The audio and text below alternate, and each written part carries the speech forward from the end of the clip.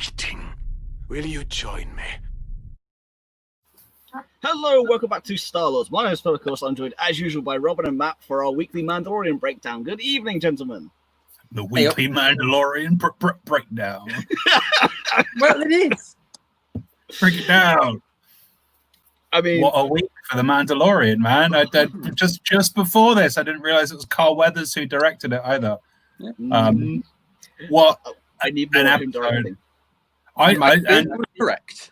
Your theory was correct, and I think it's a lot of I didn't realize the director. I know a lot of people are kind of saying it was another filler episode, but there's so much plot advancement in this, and we'll get to it, but ambitious as but the thing about the filler episodes of this season is they seem to be filler, but they're actually progressing the story as well. It's what they tried to do last season and failed to do. They're doing better this. To be fair, I actually think you said it best in our chat, Robin, which is they are polyfiller. They are filler, but they have substance. Right? James, like, that's a really good point. Yeah, they're filler, but they're useful filler. Exactly. And as you said, this episode directed by Carl Weathers, which again I didn't realise. I've forgotten who directed which episode. Next week, to be fair, I knew in the back of my mind he was directing an episode. Mando. It makes sense with this one. I mean, it's like. I think for this episode, there's so much to go through, so I think it's probably worth going straight into the Guardians of the Galaxy Volume 2 opening, which I love. I mean, we also, might as well crash around there, yes. Because of this bit, I now think I know what the child's name is. The Rocket. child's name is Groot. And his first words are going to be, I am Groot.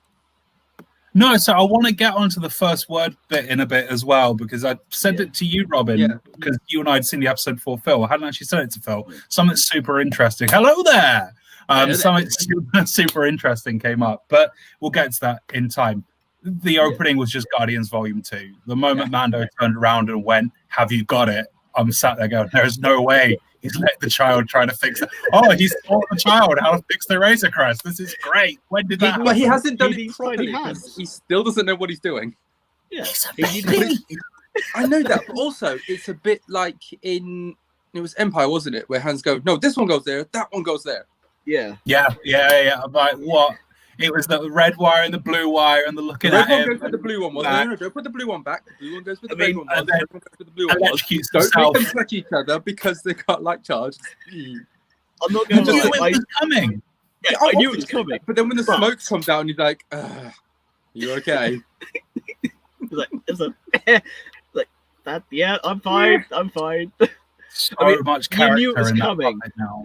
but it was so brilliant. Yeah, that puppet has come on leaps and bounds. It was advanced in season 1. What they do now with it is just incredible. Don't forget, when they had BB-8 for episode 7, at the beginning he was just a rolling puppet, which they couldn't shoot out the arm for. By the end of production, they went, we want a press version. They went, okay, we will make you one. They actually made one. Therefore, afterwards, for half the shots, it is this completely remote droid. Yeah, they still use the action one for certain scenes, but again, with the puppet, they've come on a long way. And as you said, it's a loss of emotion out of such a tiny little face.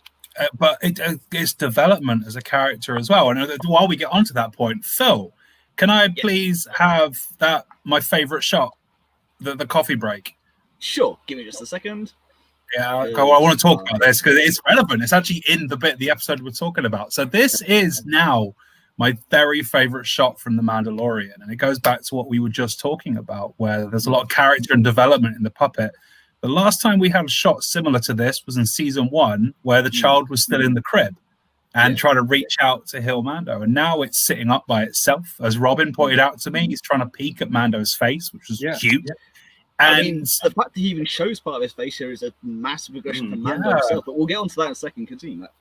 I just feel like, it's come along leaps and bounds. The child's no longer in that floating crib. He's helping to fix the ship, and now they're sharing a moment together. And I think this is really the first time they've really been seen as almost equals. Usually he's been very guardian of the child. Not want to say Guardians of the Galaxy, but guardian of the child. Now, a guardian of the Green Galaxy. Yeah, and it's just that shot now. Just it's really stuck with me. It's probably my favorite shot from like both seasons so far now, because it's the first time you've seen them as equals. You see, mine comes towards the end. It's still a Mando and child moment, but we'll get to the onboard technical difficulty later on, because that's my favorite scene. But for almost the same reason, it's that he's gone beyond. Yes, he's still very much a father figure, but it's gone beyond a helpless baby to an annoying 2-year-old. It's you can stand by yourself, you can move by yourself, and do things you probably shouldn't, and you have tiny hands, so you're useful. But I still need to keep an eye on you. And that's kind of where it's got to. It's like they're equal. The child is no longer just a baby. We see it in this episode where he's in school at one point, and really interesting. So I want to get to the subtitle thing now, because it will just get washed away with how much happens in this episode. I was saying this to Robin, is, as you know, I've said before in one of the videos that for some reason Disney Plus is on subtitles, and I'm technologically impaired, so I don't know how to switch it off, but I don't mind.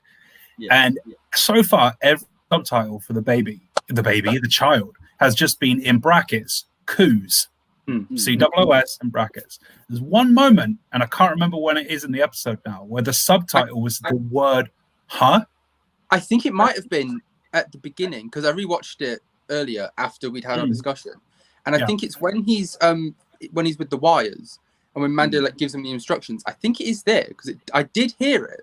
Saying, it's actually a subtitled word as opposed to just coos. Now, my 2 housemates have kids, and I said I'd do this, Robin.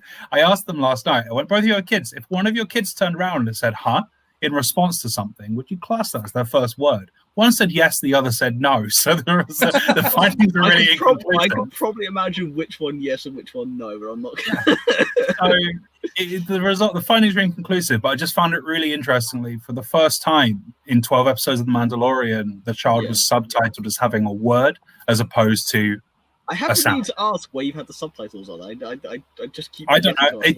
I'll be honest. To be fair, Dom's Disney Plus. I just watch Mandalorian. When I first went on Disney Plus, the subtitles were on automatically, but it is actually very easy to get rid of.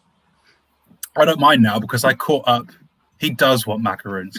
I caught the word huh. So debatable, but it's interesting. It was actually subtitled as the one. That goes into my theory that we're probably going to hear the child speaking soon. But then again, when it gets to Carl Weathers holding Baby Yoda, and he turns around and goes, "It's like, is Mando you looking after you?" And he kind of goes, "Oh yeah." He says, "Yeah." He said, "Oh yeah." He says, "Yeah." That scene was amazing. Oh, it was. I've got to bring the picture up again just because. Mando, give me him. Mando. Yeah. Hi, Mando. I don't care about you. I want the baby. But is he looking after you? Yes, he is. Yes, he is. Yeah, it's just with Cara. Like her first reaction was just to go and just play with the baby. Yeah, I mean, it has to be done. It's like, hey, Mando, we don't care about you. We want the little green dude. It didn't feel forced either, which I really liked. It felt very organic, and obviously the Razor Crest with all the Mon Calamari modifications managed to make it to Navarro. Hooray! As Robin said last week, but that was it was a very organic kind of re-meeting between those 3 characters. And is this the point with the statue, Robin? With the statue? No, actually, that's when they're walking into the school. Yeah, in the background when they're walking into the school. Right, because Robin pointed this out to me. There's this. Yeah, Robin, you pointed it out to me. Go for it, dude. Go on. Well, because I missed it the first time as well. I was just like, I think I was on Reddit looking at stuff, and someone had posted, "Oh look, there's an IG-11 statue," and the picture was like, "Oh my god, I missed that the first time. There actually is." Yeah. So I like the fact that I'm guessing that was probably like Grief and Cara putting that up because of how he basically saved the town and their lives. Yeah. Awesome. Little bits. So that's the thing. They've just built this statue. At first, I thought, did they use his parts? And then I remembered, I doubt there was any left. Maybe. Did they use his parts? Yeah, they probably used a different IG droid to build the statue. Yeah. We taxidermied IG-11. We could have rebuilt him. We have the technology, but no, we built a statue out of him instead. You were a lamp in a cantina. Now you are a statue. But it's probably because his like they could have just rebuilt the chassis, but they couldn't have rebuilt his like cortex thingy, his brain. No, because Quill was a genius. No one realizes it yet. Yeah. Also, the rest of it was blown up, so he was probably too damaged to bring back fully, but might have had enough parts to build a statue out of it. Maybe. Indeed. But Either it's way, super they cool. honored IG-11. Yeah. It's very cool seeing Navarro as like a settlement as opposed to like under imperial oppression. It's gone from occupation to outpost, which is we completely missed the part of the old Mandalorian hideout with the armorer, where we get introduced to Marshal June. Yes. Mm-hmm. Cool little shootout scene, and she has a child now. We've also kind of skipped over one very important piece, which is when he lands. So look, how's my credit? Because this hunk of junk needs fixing. As well, I'm sure Cohen's because I'm sure we can manage something. I'll get my best guys on it. Fellas, fix this guy's ship up like new. And we come across we'll come back to this guy later on. But he's great. Oh yeah, it was. They have a little shifty look. You don't know why, but he looks like something from a Guillermo del Toro film. A little bit, yeah. Like Pan's Labyrinth-esque almost, yes. or Doug Jones, like Ape Sapien. Yeah, I mean, it's very much protocol droid cross X-wing pilot cross some sort of alien, which is kind of, I guess, what they're cool. But again, it was like last week with the Quarren. You just immediately see them, you're like, there's something up with them. They're gonna come back to bite Mando on the arse. Yes, he became Spitfire. It's just the fact if they had a shot on both of them, because obviously there was the human dude as well. If they'd had shots on both of them, you wouldn't have thought anything of it. But it was that quick shot of him just looking back. You're like, he's up to something. Yeah, he's shifty. And he is. Yeah. But of course, but, we crack on from there. Yeah, we crack on from there because we get that cool shot of the Mandalorian settlement, don't we? With like the signet taken off the wall and just the outline of the Mythosaur skull. Yeah, that's and then and a bunch of Aquilish. Yeah, where do we this is really speeding on. Yeah. Yeah. Try to find look at him. I have it somewhere. Look at him. Yeah, so there's just a bunch of Aquilish in the foundry bit. Well, yeah, in the foundry, and there's that weasel rat thing they were going to cook, but Cara June made friends with it. So there's now, there it is. There's now a second, the child as such. Look at him. This little guy. I just love it. Like after all she's just kicked to everyone's butts, which was great fight choreography. Awesome. Just the fact where she basically just jumps on the dude and takes him down, and then uses his body as a shield. As soon as she jumped and rolled over and used it, she was like, wow. When you have an MMA fighter on cast, you can do stuff like that. Yeah, this really showed the fact that she is a fighter. I don't think she's long for the series. I think she'll get killed off, though, in this particular series because of her own political and her own again, you should have watched. I know you couldn't have watched the episode at the same time. I think she's going to go on to do something with the New Republic. That speech at the end, which obviously we'll get to. She could well do, but I do feel her personal views are going to get her in trouble if she's not careful. Oh, I don't. And I'm playing devil's advocate here. I think the character is great, and I think what she's done with Cara Dune is amazing. But from the outside world of it, there is, some trouble brewing. I know some people have opinions. I'm just kind of here giving both sides of the story because I know some people I talk to vehemently dislike. Well, she's like a Trump supporter or something, right? Yes. Yeah. Right. Whatever. My mum voted for Boris Johnson. Exactly. But more the point though. What Cara Dune's actual character progression from I'm just a shock trooper that wants to be left alone to Marshal. It's a similar vein to what we had at the start with Cobb Vanth. However, she's much more attached to Navarro after what happened. Yes, Cobb Vanth is his own little world on his own little place on Tatooine. It's very similar. The Outer Rim is the Outer Rim, and they say it themselves. It's the New Republic doesn't really venture out. If the Empire couldn't control it, what makes you think the New Republic can? What a line as well. That was a fantastic line. It was. This is the thing. Carl Weathers, can we get him back more directing, please? Probably. It's like I said, I believe I probably said it in the chat as well. This episode was so reminiscent of A New Hope. Yeah. obviously we get to we go through the school and everything, and then what's this week's problem? Grief and Cara need your help, Mando. But it's very much, isn't it? Go blow the reactor and escape. Yeah. And it's very, very much like that. Even to the point, and we're skipping ahead here, but it's even to the point of Mythra walking around the edge going, there's no guard around here! What are we doing? Which was obviously a massive joke in Family Guy Blue Harvest as well, when they're on the Death Star going, man, they should really put a guardrail here because this is really dangerous. We will get to that for sure. I just need one comment. I have to bring this up purely. This is very much a British joke for anyone who's ever seen any of our adverts, but simple. For those of you who listen back on the audio, when I do get these eventually on audio, it is a British advert for comparethemarket.com, which is a compare the meerkats. Yeah, but meerkats, and of course their catchphrase is simples. Also, what I liked about that meerkat is just when it jumps up on her shoulder and is just like, "Thanks for saving me." Yeah, and she's feeding it at the end, isn't she? Yeah. Oh yeah. As well, so she has a pet now. So Mando has the child, and Cara has the cat. Yeah, we are jumping all over the shop here. It's just so much in this episode. There is so much to talk about, but we might as well try and be a little bit linear in terms of there's some really cool story beats that we should try and cover if we can. We'll release episode 4 before episode 1. This is Star Wars linear. To borrow a phrase from another thing, it's all wibbly wobbly timey wimey. I mean, this is very true. However, because I want to talk about Space Macaroons and the school Yoda. Space School. What I love is the fact that they have. We'll talk about going from a occupation to an outpost. Is you now have a fully functioning school. You actually have. They're talking about like the space lanes and stuff. Yeah. Like they talk about. They talk about Chandrila being the capital of the New Republic, and they're also talking about Kessel and the cluster of thingies as well.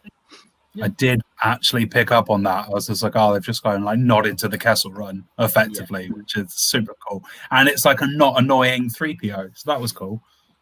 Yeah, I mean it's but this is still a massive part in that child's development is that they can leave him in school with other children. It's his first day at school. Look at it! Oh my god! First day at school, and then he obviously uses the Force to get macaroons. The thing is, though, when he was sat next to the kid and he's just looking at him, I was like, how can you say no to that face? If he's looking at you, you've got to give him. How can you say no? Honestly, I actually thought that the child was subliminally using a mind trick for a minute, because the look on that other kid's face, it was a bit confused. Now, I was probably confused because there's this little green alien suddenly sat at him, look at him. But it also, I kind of thought that the child might have been trying to use a mind trick on him to get the snack. Could have been, like, super, because he does just end up... Because like, he's so young and doesn't realise what he's doing, it doesn't work, and that's why he just turns around and says no. Yeah, and this is it. They can leave him in a school now. So we had the child's first day at school. He's on solid foods. I loved it. I want to know if he learned anything. That's it's weird. Did he learn something? He probably learned about the Kessel Run in there. That would be so good. That was so good. Well, he probably learned about the space lane, so he might even be able to help Mando get to Corvus. That would be awesome. Yeah, he's just, Mando's just trying to type something in, and the child just comes up and fixes it because it's something he learned in school. And now it's Star Wars does Dora the Explorer. That was so good. That would be so good. But yeah, I love this. The first time he's used the Force in this season, and it was to obtain those tasty-looking macaroons. Yeah. So to quote, this is actually the first. What a lovely macaroon! First time that we've seen him use the Force kind of selfishly. So good. Oh, you're for a pound of Larkin Street. Oh, what a lovely macaroon. Jeez, that does take me a little back. Robin, do you know an old? Do you know Shooting Stars, which is Vic Reeves and Bob Mortimer? I know of it, yes. Yeah, there's a version they've done as the Sunderland Film Company, where they did a northern version of The Incredible Hulk, which is Bruce Banner going into a bakery, and he's just like, "Oh, what a lovely macaroon!" It's a constant thing. What about you wouldn't like me when I was angry? I don't like you already. Oh, look what you've done. It's on YouTube. It's Shooting Stars Hole. It's so good. Anyway, I'm not gonna lie. When I saw that, I did think of that in my head. I was, what a lovely macaroon. Well, at first I thought they were blue Oreos. Yeah. But it does come back to bite him. So then they go onward to talk about this week, Mando. This is our problem. But Gillface, who was in Carbonate in episode 1. There. Yeah. What I liked about that though is when he sees him and just the blue stuff comes out of him. Yeah. I think that's basically the Mithril version of him crapping himself. Blue thing comes out and he's just panicking because he's like, hang on, there's no transponder, but I think I know who that belongs to. And in walks Mando's like, oh, yeah, it's him. Hello.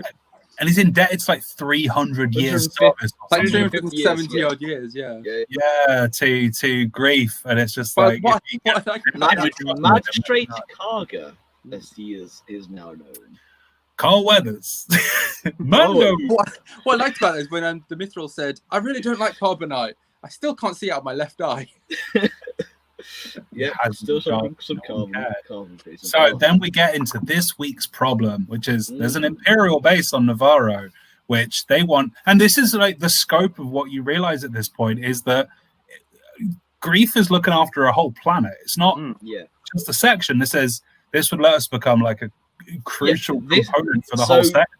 Yeah, on the screen now we do have the planet of Navarro, and as Cara points out, this is the safe area. This is the green zone. This is where everything's hunky-dory. On the other side of the planet, there is an Imperial stronghold. It will turn this from an outpost, from a occupation into an outpost if we can get rid of them. Can you give us a hand? And Mando's just like, but I only came here to fix my ship. Yeah, well, it's going to take a while. You might as well have something to do while you're waiting for your car to be fixed. Yeah, your car's in the shop. You might as well go have a coffee or something. Yeah, the coffee is to liberate an Imperial base. Here's this side quest, Mando. You get some solid XP before you move on to the next planet. Yeah, I mean, don't get me wrong. You have Baby Yoda's at a checkpoint. He's absolutely fine. He's loving life. If you go back, he's learning about the Kessel Run. It's very much. If you go back to him, you just get a little subtitle of Coos of him just sat there, and that's it. That's all the interaction you get because you won't be able to pick him up until you completed the mission. That's true. That's very true. And he's now learnt about macaroons. No, you go to interact with him, but it just says the child is busy. Complete this quest for carrying on. The child is busy. Come back later. Yeah. But yeah, I mean, this is where this episode starts to get really, really ambitious because this Imperial base, they're playing it off now as just like, oh, it's just got a few guard in it, but since they've gone, it's not doing a lot. But how wrong they haven't left it for some reason. We just want to kick them out because Greece, like, there's a load of weapons in there that the black market can get hold of. I don't want them on my planet. Yeah. And he's like proper like a full planetary governor at this point as well. It's not just like episode 1 where he looked after a small town on Tatooine. This is I'm running a planet, which makes me think that green area, that what's going on in Navarro is they are trying to colonize the whole thing. Yeah, which I think is wicked. Yeah, so cool. They're trying to make it more habitable, make it sustainable, make it again the freedom they always wanted. And that's the theme of Star Wars is your freedom's been taken away. It's the hope of humanity to restore that freedom. And it's really you're getting a feeling for the Outer Rim now, which is we're no friends of the Empire, but we're not particularly fans of the New Republic either. Yeah. Which I think is really cool. We're getting that whole kind of that it's in X-Wing terms, so we're getting the whole scum and villainy side of things now. Aren't we? Get that neutral faction finally, in a really, really big way. So yeah, old Blueface gassed at himself. Yeah, Mithril drives them in his lovely speeder. Yeah. What I do love is the fact that Grief just goes, look, either you help me and I'll knock some time off your sentence. Yeah, I'll knock 100 years off your sentence, or I'll let you walk back. I'll let you walk back with what you've got left in your thingy vest. And just like, they're not. What options are those? And I think Grief says it a lot to him throughout the episode, isn't he? It's like, if you do this, I'll knock 30 years off your sentence. Yeah, because when they get there, and he's like, right, I'm going to go back. Just call me on the comm when we can set up a time. And he's like, no, you're staying there. I'll knock another 30 off. 30 years off your sentence. So yeah, this is like the episode's The Siege, isn't it? So yeah. While they're trying to hack in through a door and they can't, Mando jetpacks up onto the top of it. He noticed something iffy up there. He's like, I just want to go check something out. Mithril's trying to open the door, and then all of a sudden, you can just hear blaster fire, and then boomf. Stormtroopers really are not having a good time in the past 2 episodes. One of them got knocked into the windshield of a Gazantian. This one just gets knocked to the floor. Although it has taken a grand total of 30 plus years, but they can finally hit stuff because they can shoot Mando. They can hit him. Because he's tiny. No. It's because Beskar has a more commonly known name as plot armor. Also, don't forget, there's been 2 stormtroopers in the history of Star Wars to actually hit something. One of them hit Leia, one of them hit R2. Yeah. Admittedly, they both got killed straight away, but that's not the point. Yeah, Mando's wearing plot armor. I mean, Beskar armor, so he's fine. Very shiny. And he's shiny. Remember, only Imperial stormtroopers are so precise. That was Boba. I still remember. There's again, it's because Obi-Wan he's been on Tatooine most of his life. He thinks the stormtroopers are still clones, which were very good shots. So he's just on the assumption they're all still clones and that they're precise. He hasn't actually met a stormtrooper. It was Boba who did it. Because he was on Tatooine at the time, thanks to the re-edit, and then he's the one who set fire to the Baru and Lars's homestead, and that's why Vader's like no disintegrations because Boba messed up. Anyway, that's the side point. But I really like that fan theory. I thought it was actually it's the case because Boba does actually go back to the homestead after they've died in one of the comics. Oh, does he? Yes, where you get Luke versus Boba. And he went, haha, I did this. So yeah, Mando comes down and opens the door and lets them in. No, Mithril opens the door. They go up the lift and they meet him up there. Oh yeah, he's killed all the stormtroopers and he says, just like, "There's no one here, huh?" Yeah, you said there's no one here, which is we're starting to get an inkling that this place might be quite. Well, it might be. There's still some force here. Yeah. I know I say this every week, but I keep coming back to it because it's what helps me, what keeps me so involved. When I say this feels Star Wars is when you have the stormtroopers who sound like stormtroopers. You have that when you see him walk past, and I for a moment thought, is that from? Oh no, it's not from A New Hope. It just sounds it sounds like reused audio, but it's not. It's that same type of voice, same. It's got the same tinge. Yeah. Now, obviously, they get up there, and you still have the very famous phrase by the end of it of "There they are, blast them." Obviously, so they get to the top, and they see that ship, which I'll be honest. I now know I was wrong.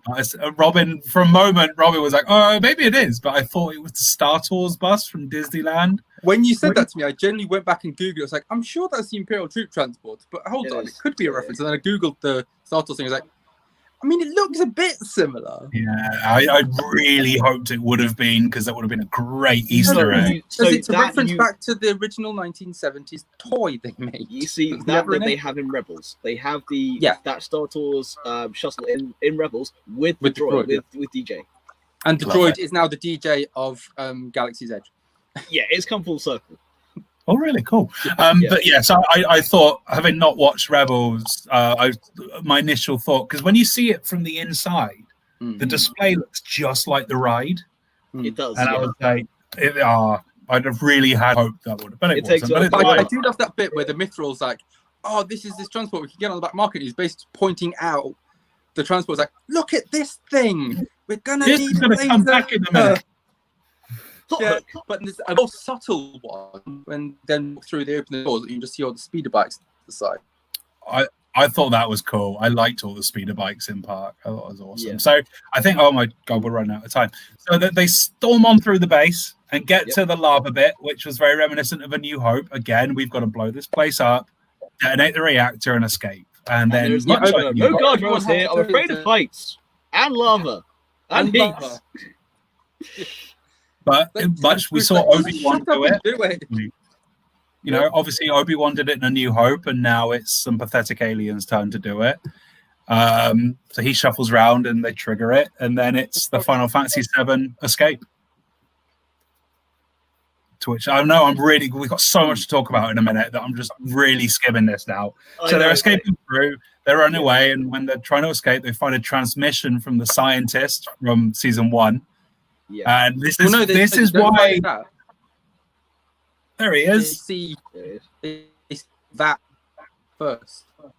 Yeah. Oh, they see that first, and you this got, is you got, why the, you got the two technicians like, we've got to get rid of the data. We've got to get rid of the data. The three come in. It's like, just shoot it. Just shoot it. So I must admit, as dead, soon as I saw the technicians, I freaked because I saw the symbol.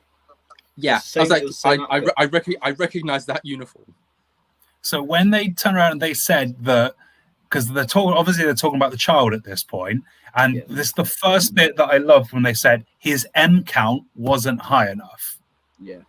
Which is midichlorians. Yep. Which, and then is at that point the camera pans round and you basically see. They've already seen them. They came in, saw them. We do see this and first. That's why Mando was like, go have a look at those computers.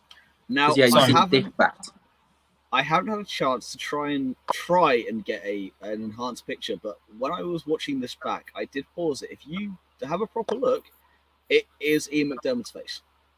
Is it really? Yeah. Yeah. So this is now why I think this is super ambitious. Because not only have they in last episode, and this is I think the main talking point on this episode for me right now, is not only have they brought in Clone Wars and Rebels with Bo-Katan and Ahsoka Tano, they've mentioned midichlorians, which pulls in the prequels, especially Phantom Menace, and now you've got Snoke, or Mark 1 of an attempt at Snoke. And I said this to Robin when him and I chatted about it, is that this is so ambitious. And Robin quite rightly said, I think they're going to pull it off. And I was like, 100%. If anyone can tie in all the eras of Star Wars in one thing, it's going to be those two. Yeah. This is a 40-minute episode that's managed to take something basically from every era of Star Wars and put it together in a way that makes sense. Which is better than they managed in episode 9. but it is. And this is like the fact we're now not only going to get Ahsoka and Bo-Katan, but we're now Moff Gideon is part of Project Resurrect. But also, my theory was right about that's why they needed the child. Yeah, no, 100%. I had no doubt of it. I agreed with you from the start because it made the most sense. It seems to be confirmed. So this is it. They want the child to power up these clones. So the fact it was Snoke Mark 1, and this is why I posted, because we've got a Facebook chat, and I posted in there going like, have you seen it? And when Robin said Phill hasn't, I was like, right. I messaged Robin to one side. I was like, dude, that's Snoke. Like 100% is that Snoke. But I read a theory that, because obviously there's more than one tank. There's quite a few of them. Yeah. Is the one on each side? I can't remember. But there's quite a few of them. There's we only see 3, but I think there's more. Yeah, but like, because obviously they say like the volunteers. Yeah. They're basically like using the child's blood to basically try and mutate these volunteers. There's a theory that those volunteers are the covert, the Mandalorian's covert. Because obviously when we see all of the armor and we know something's happened, there's a theory that those volunteers are the Mandalorian covert. Grim. I can actually see being true. That would be great. I can see that being true. That they're using the Mandalorian covert to do these experiments on. That would be cool. I think because they're on the same planet. The concept art, at the end of the episode, they show the artwork.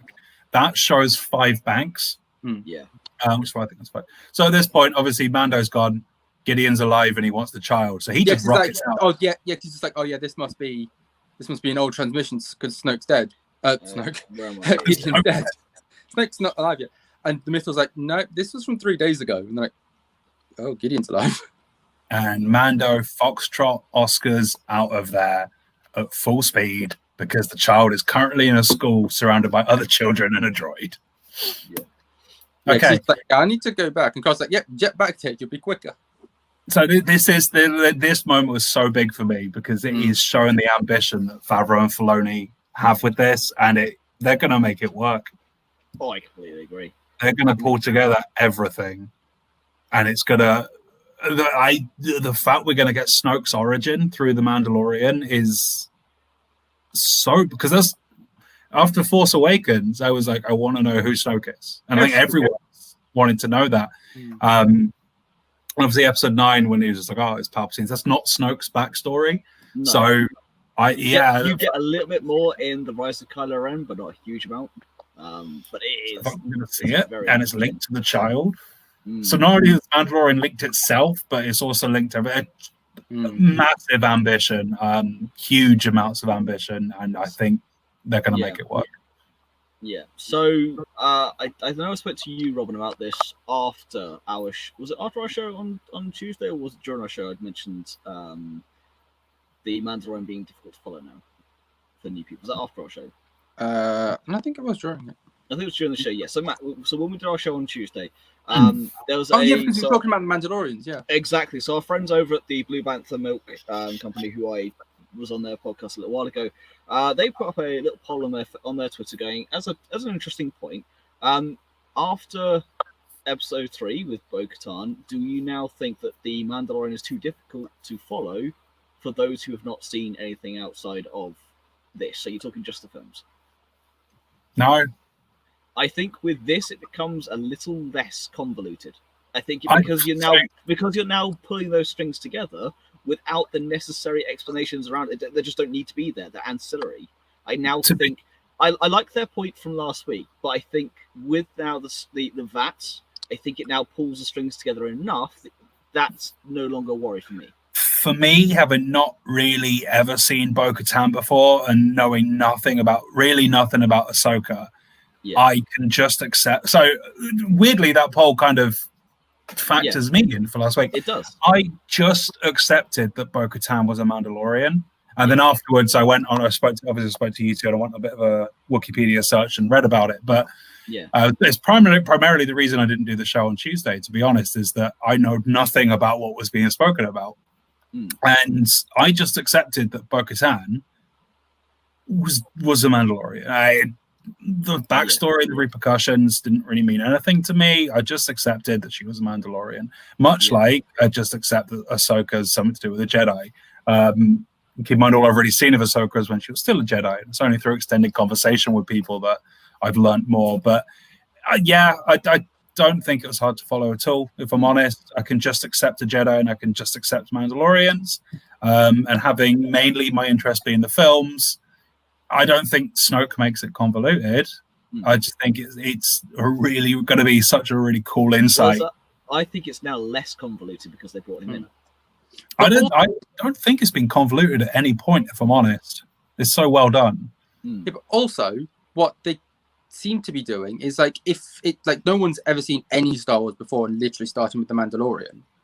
They're doing it in such a way that it makes it sense for it to be in this show, like Bo-Katan.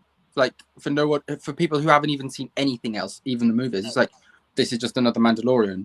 And with this being Snoke, they're just like, what is Gideon up to? What is he trying to do here? And then they can, if they want to, they can here's some backstory, but you get enough of it in the show. For sure, I agree. It's one of those things, especially making it like the new character of Gideon being part of helping to create the Snoke clones and stuff. It's why it's part of this show as well. It's why I think season 2 is doing better than season 1. But if you want to see more, you can, because it's all out there in the films and the animated shows as well. I think season 2 is doing better than season 1. You can watch season 1 as a generic science fiction TV show. You can watch season 2 the same, but you'll follow it better. And they are. I'll be honest. Part of me wishes I hadn't seen the sequel trilogy, Phil, because then, as a viewer, I'd be sat here now going, "What's in that vat? What do they want to do with the child?" And I like the fact that I know who Snoke is. I'm just it's Snoke, and that's still amazing. But if I was, say, my parents who haven't seen the sequel trilogy, I'd love to be watching it as a TV show going, what are they doing? What do they want the child? What are they building? I enjoy watching it with my parents because they see the films, but they kind of forget a lot. So they've been watching all the questions. I'm not going to have to answer all of them. It's kind of what's in that vat? Who's that guy? Yeah. But the suspense of that, without any prior knowledge, is something I wish I had. Yeah. Because season 1 ended. It was around Christmas last year, and it ended. We had that break on that cliffhanger where the child got taken away, and I remember sat there at the time being like, I have to go through Christmas not knowing if he's safe. That kind of cliffhangers I really enjoy.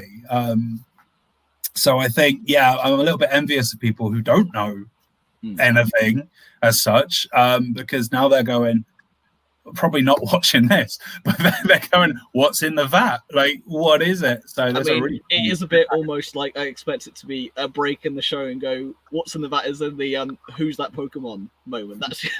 That's what I'm going in my head now. Phil, so you mean literally that scene from the first Pokemon film where they have vats full of Pokemon? Yes. As long as you don't have someone who mistakes an Alakazam for someone else, we'll be fine. It will be fine. Yeah. So then we get the really cool chase scene where they take the not Star Tours bus.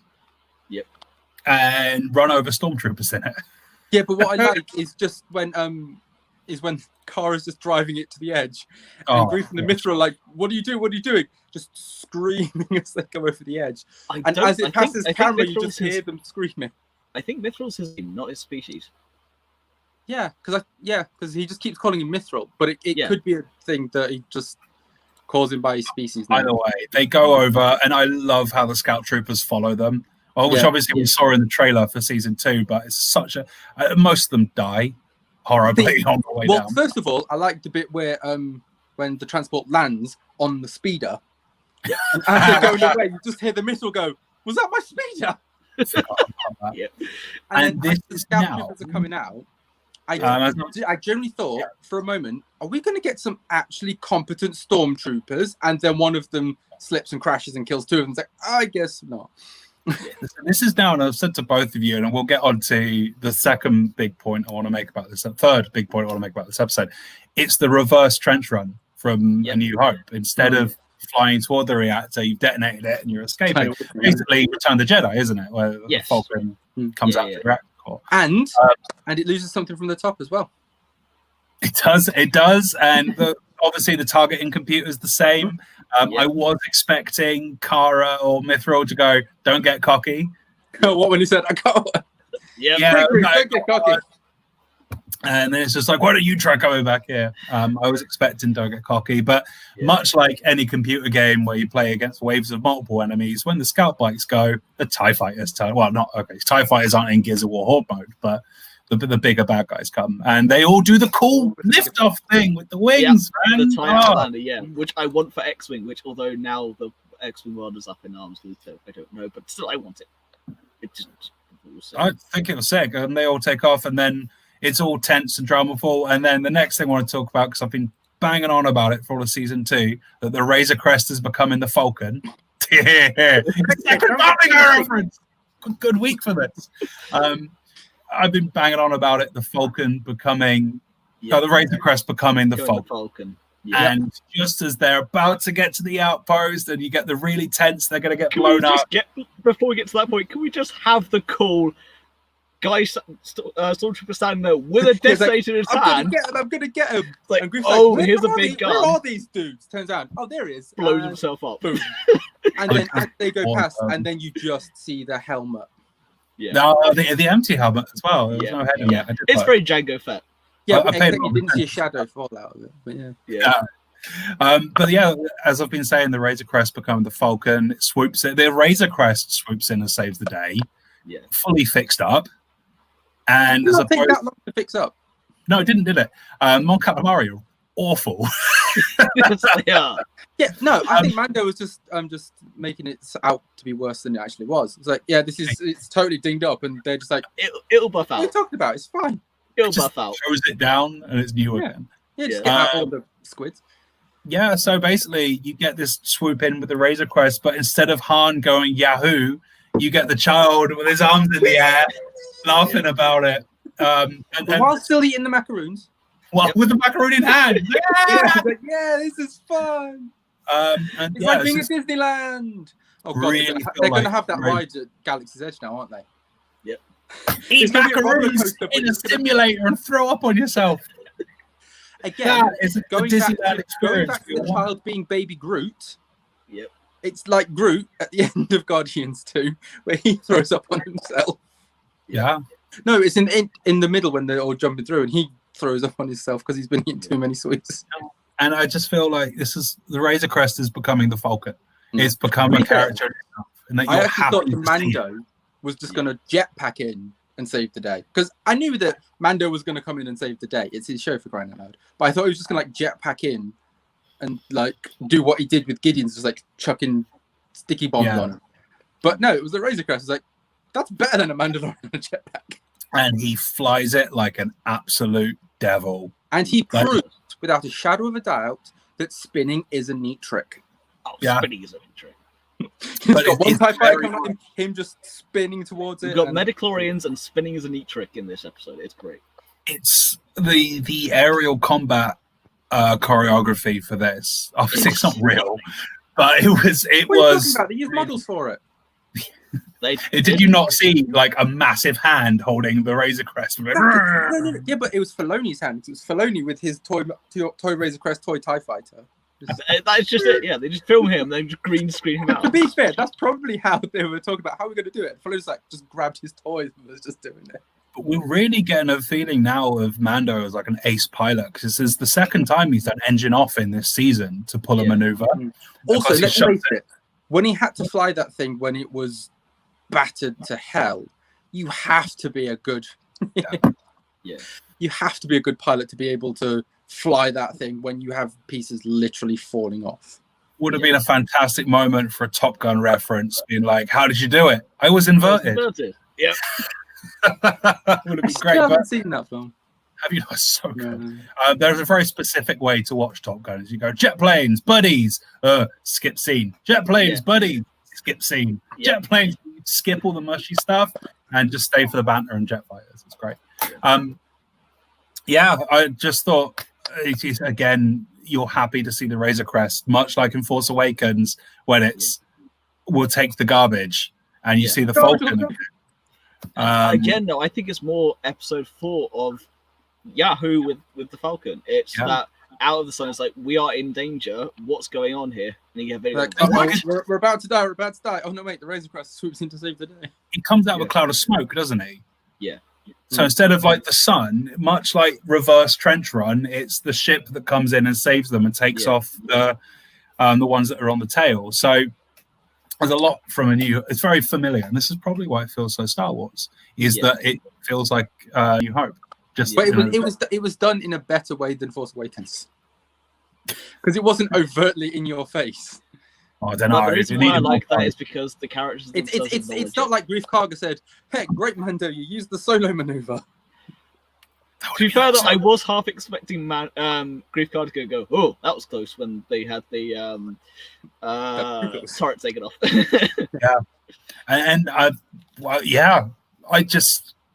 Mate, what a thing! And then, of course, we get to that's where the episode ends, isn't it? He doesn't land again. No, because he's like, it's like, what do I own? He's like, it's fine. I can't stay. I've got some essential maintenance to take care of. My kid's just throwing up on himself. But again, going back to what we talked about at the start of the episode, this is one of my favorite scenes, because he goes, he's more concerned about the child throwing up than he is about his own piloting at that point. He's just like, oh dear, I have made him throw up. Also, that is not good. Also, he does a proper parenting thing, because he uses his cape to try and clean it up. It's like basically he's using his sleeve to clean up the kid's mess.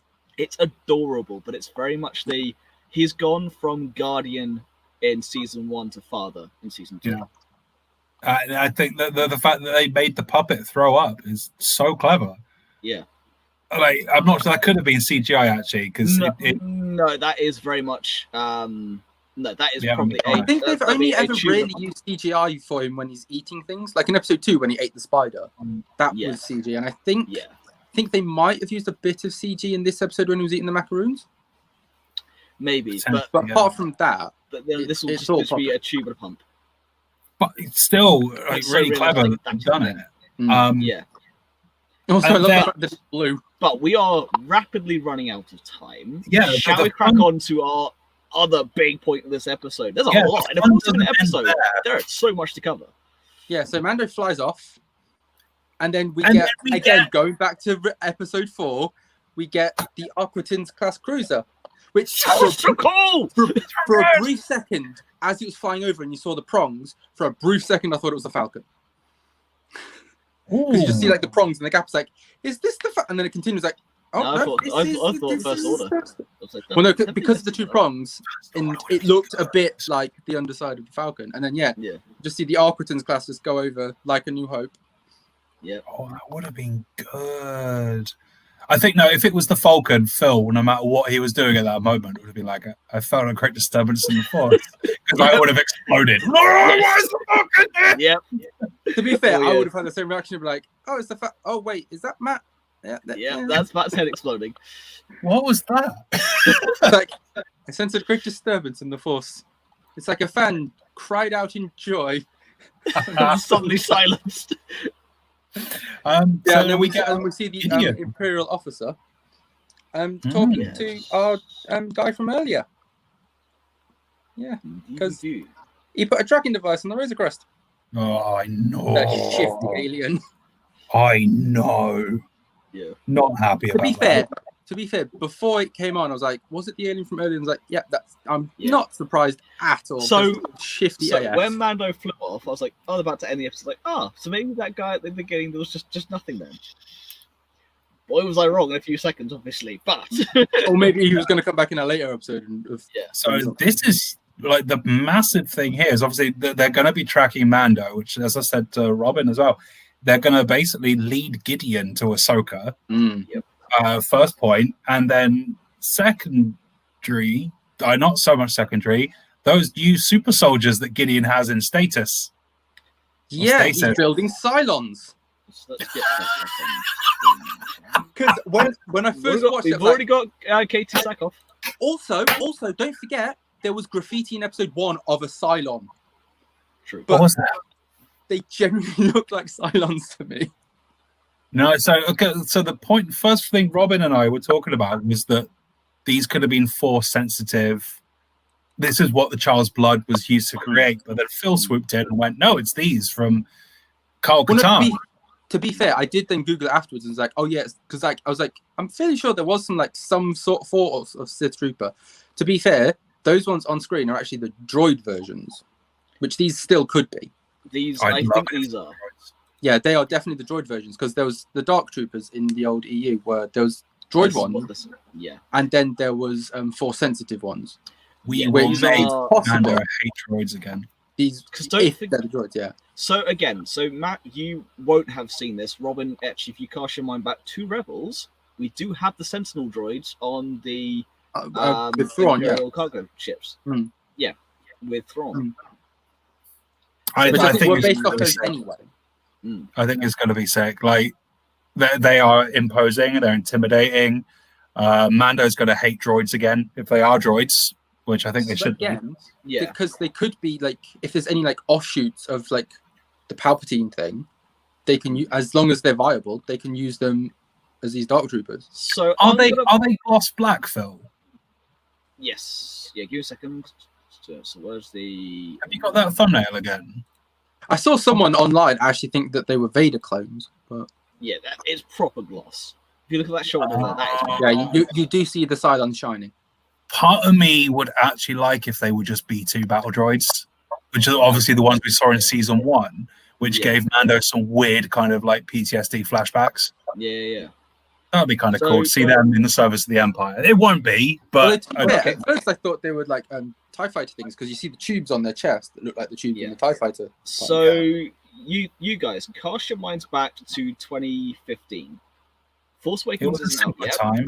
There was no coronavirus. 2014, you get the very first trailer for the very first teaser for Force Awakens, and you're waking up to an alarm clock. Yeah, you see First Order stormtroopers, and the reaction was a case of, okay, so we thought the Empire was gone.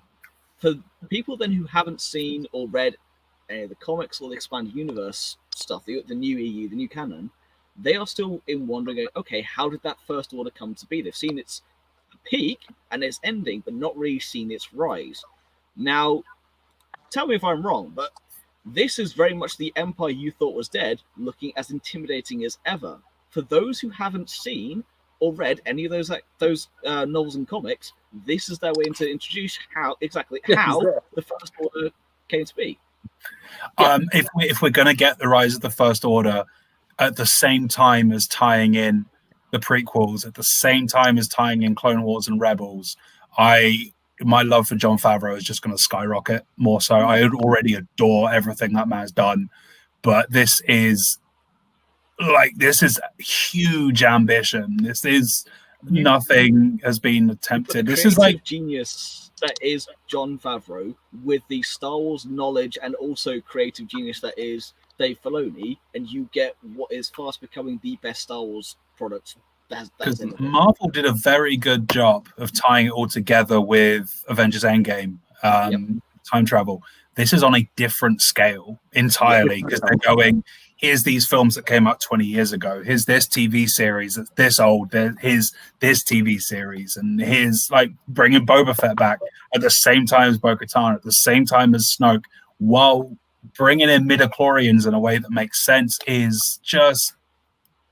It's huge. But the whole, like, seeing the beginnings of the First Order thing, I think Gideon is a separate thing. So obviously, the Sith Eternal was separate to the First Order. Because most people in the First Order didn't know about it. But I think this will be their soft way of introducing it to everybody. Because the remnants of the Empire go into, of course, the unknown regions to become the First Order. The Sith Eternal and the Final Order are their own thing, but we don't. This is the thing: we don't know how the Final Order really came to be. Even in the book for the film, which I need to read at some point, doesn't go into it. It kind of does. No, but I think this will give you a much better leeway into it. I love it. I like effectively. I mean, from what I'm hearing, from what you're saying right now, the bad guys, to an extent, are split into 3 factions, and if this explores that, is Gideon going to be Empire or is Gideon going to be responsible for the First Order?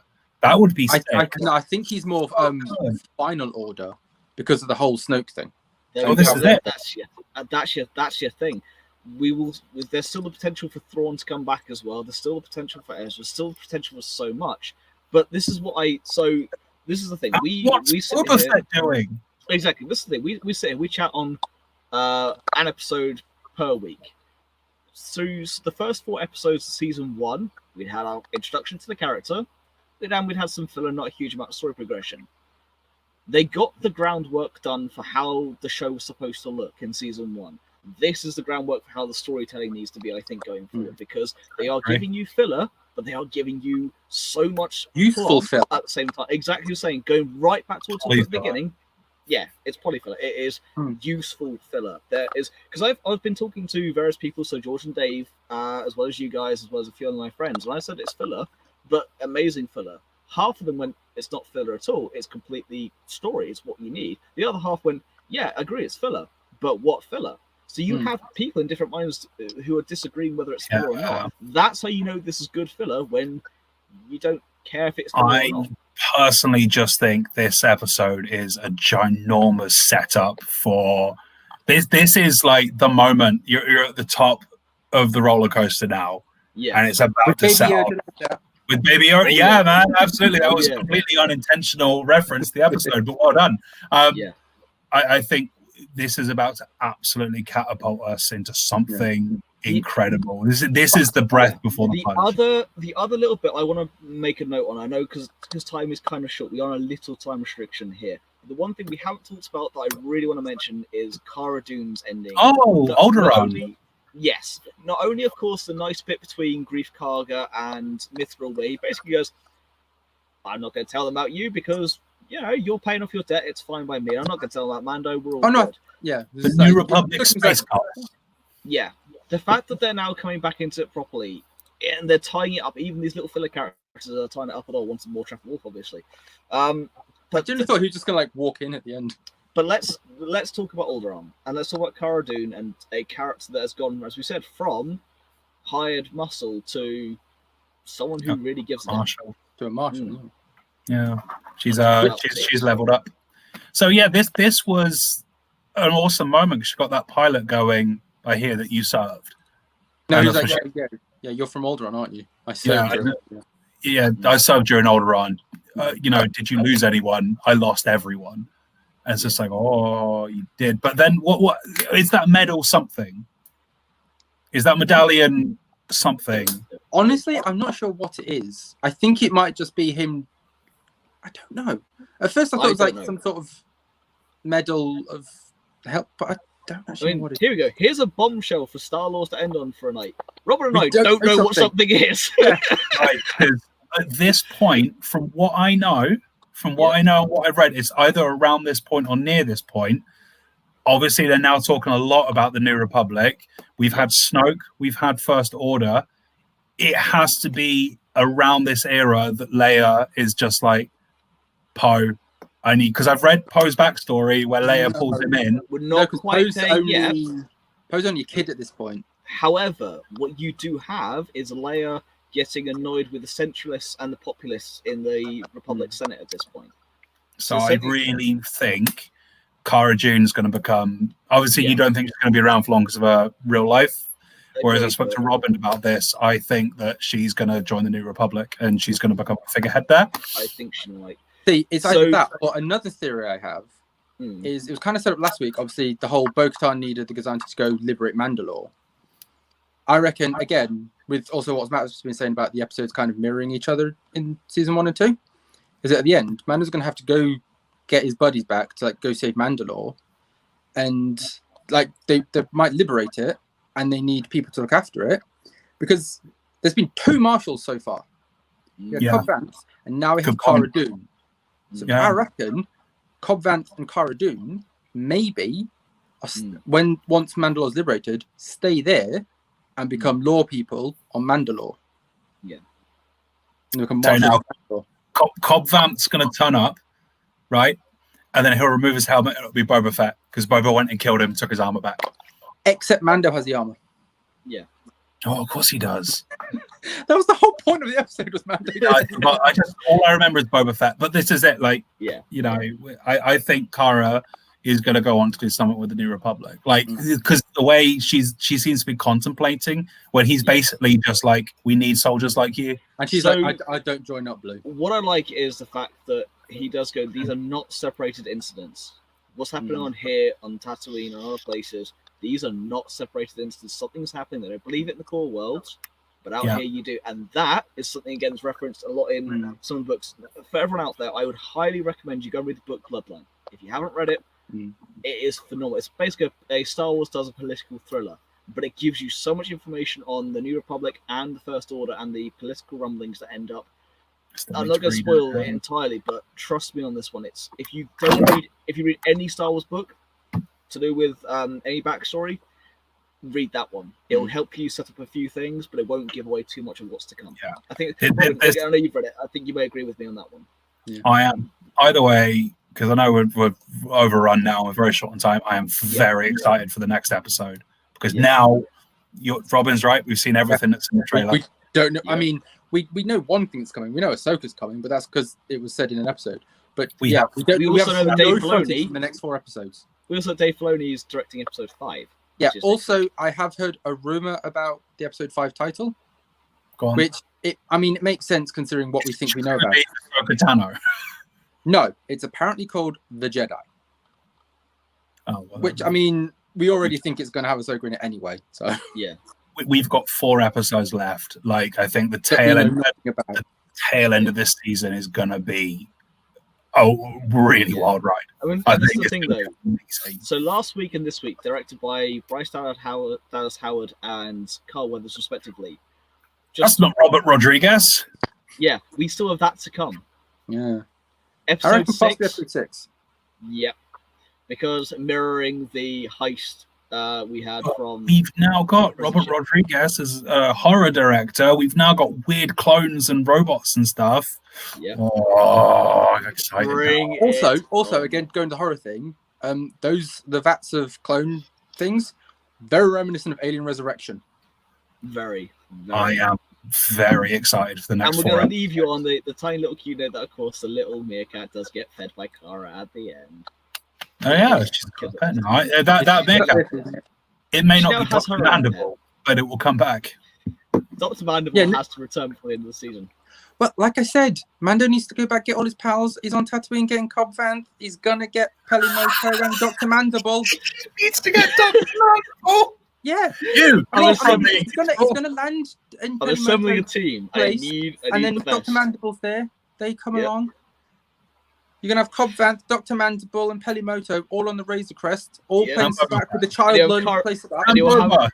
And you'll have Cara Dune with her little meerkat. So that's your Rocket and Groot. You're all and sorted. then a Tuscan Raider and a Bantha. Yep. Yeah. Just They might have a to go on Slave 1 though. Oh my lord! Slave 1 returns. It will be epic. But I think we should leave the audience on that particularly juice note. This has been one of my favorite episodes to discuss. I am very much looking forward to next week's show. Especially if what we think about it is true. Yep, we'll return for our regular show in 2 weeks' time, a week and a half time, so not this coming Tuesday, the Tuesday after. Not sure what we're going to be discussing for that one yet, but it may be something to do with more Mandalorian, depending on what happens next week. Or maybe a certain someone. Yeah, it's been influencing our choices a lot of late, and I have no qualm doing that because it's been great. But until next time, 2 weeks' time for the Dr. Mandible special. Oh yeah. Until next time, though, thank you so much for watching. Don't forget to like, share, and subscribe. You can find us on Facebook, Instagram, and Twitter at Star Wars Podcast, at Star Wars Pod, at Star Wars 2020. The audios will be up at some point. I guarantee you when my private life is all sorted out. But until next time, though, we've been Star Wars. Good night. Bye. Come, my allies. Observe. Look